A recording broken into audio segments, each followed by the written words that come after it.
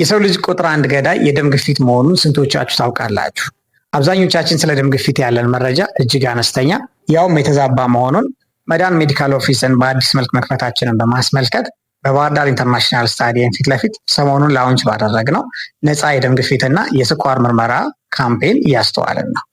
እስኪ ስለ ደም ግፊት 4 አስገራሚ ነገሮችን ልንገራችሁ። አንደኛው ቀደም ብዬ እንደነገርኳችሁ ቀዳሚው የሰው ልጅ የሞት ምንጭ ነው።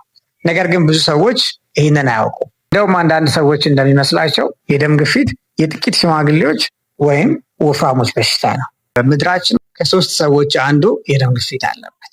ይህ ብቻ አይደለም። እድሜያችን ከ20 እስከ 44 ዓመት የሆኑ ጎበዞች ከ4ታችን አንዳችን የደም ግፊት አለበት።